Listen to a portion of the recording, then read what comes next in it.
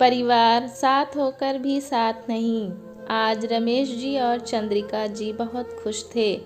पूरे 2 साल बाद इस दीपावली पर उनका बेटा बहू और पोता पोती सभी आ रहे थे। घर अब फिर पहले जैसा रौनकदार हो जाएगा। बच्चे इधर उधर धमा चौकड़ी करेंगे, बहू रसोई में नए नए पकवान बनाएगी और बेटा बहू के आगे पीछे उसका हाथ बटाएगा। कहते कहते रमेश जी और चंद्रिका जी हंस पड़े। रमेश जी सुबह से बेटे की राह देख रहे थे। अचानक दरवाजे की घंटी बजी। दादू दादी कहते हुए पोता पोती उनके गले लिपट गए। बेटा मनोज और बहू सोनल ने पैर छूकर उनका आशीर्वाद लिया और सफ़र की थकान दूर करने कमरे में चले गए। 2 दिन बाद दीपावली थी। शाम को चंद्रिका जी ने बहू सोनल से कहा, तुम गुजिया और चकली बना लेना, मैं चिवड़ा, शक्करपारे और बर्फ़ी बना लूँगी। सुनते ही सोनल बोली, मम्मी जी, ये सब घर में बनाने की क्या ज़रूरत है, हम बाज़ार से रेडीमेड ही ले आते हैं। चंद्रिका जी बड़े प्यार से बोली, नहीं सोनल, घर जैसा स्वाद बाज़ार की चीज़ों में कहाँ।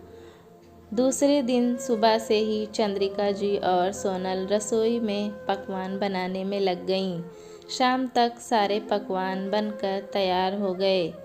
माता पिता, बेटा बहू और पोता पोती सभी खाना खाकर ड्राइंग हॉल में बैठे थे। लेकिन ये क्या, सभी अपने अपने मोबाइल में व्यस्त। सिर्फ रमेश जी और चंद्रिका जी ही बातें करने के लिए उत्सुक नज़र आ रहे थे। बेटा अपने ऑफिस काम से मोबाइल देख रहा था, बहू अपनी सहेलियों से लाइव चैट कर रही थी और दोनों बच्चे मोबाइल में गेम खेल रहे थे। किसी को भी किसी से बात करने की फुर्सत नहीं थी। गर्दन झुकाए सभी मोबाइल में इस तरह खो गए थे कि अपने आसपास कौन बैठा है, क्या कर रहा है, कुछ बोल रहा है, कुछ खबर ही नहीं थी। रमेश जी धीरे से चंद्रिका जी से बोले, ये क्या, हम तो सोच रहे थे कि बेटा बहू के साथ थोड़ी गपशप करेंगे, पोता पोती के साथ मस्ती करेंगे, खेलेंगे, लेकिन ये सब तो अपने अपने मोबाइल में इस तरह खो गए हैं कि लगता है जैसे हम यहाँ हैं ही नहीं। रमेश जी ने बीच बीच में मनोज से बात करने की कोशिश भी की, लेकिन मनोज ने उन्हें कहा, पापा, ऑफिस का काम ज़रूरी है, काम ख़त्म करके बात करता हूँ। दोनों बच्चे भी, क्या दादू, आपने हमें डिस्टर्ब कर दिया, अच्छा भला गेम जीत रहे थे हम।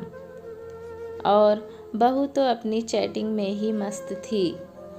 रमेश जी और चंद्रिका जी एक दूसरे की ओर देखते हुए कहने लगे, चलो अब हम यहाँ बैठकर भी क्या करेंगे, अपने कमरे में चलते हैं। आज लक्ष्मी पूजन था। सुबह से ही घर को गेंदे के फूलों से सजाया जा रहा था। बहू सोनल ने फूलों से ही सुंदर रंगोली बनाई। चंद्रिका जी दियों में तेल और बाती डालकर शाम की पूजा की तैयारी कर रही थीं। दोनों बच्चे पटाखे उड़ाने में मस्त थे। शाम की लक्ष्मी पूजन के बाद एक बार फिर सभी साथ में बैठे। तभी रमेश जी बोले, बेटा मनोज, सोनल, इस दीपावली हम सब साथ हैं पर फिर भी अकेलापन महसूस हो रहा है। सब सूना सूना लग रहा है। तुम लोग जब से यहाँ आए हो हमारी आपस में बातचीत नहीं हो पाई है। तुम सब अपने अपने मोबाइल में ही लगे रहते हो। बेटा, ये ठीक नहीं है। हम सब साथ होकर भी साथ नहीं हैं। यह मोबाइल हमें अपनों से दूर कर रहा है। मनोज और सोनल को अपनी गलती का एहसास हुआ और उन्होंने बच्चों को भी मोबाइल से दूर रहने को कहा। फिर सभी ने एक साथ मिलकर खूब धूम धड़ाके से पटाखे जलाए और दियों की रोशनी से एक बार फिर सारा घर जगमगा उठा। दोस्तों, कहानी कैसी लगी हमें कमेंट में ज़रूर बताएं। चैनल पे नए हैं तो एक लाइक और सब्सक्राइब करना ना भूलें।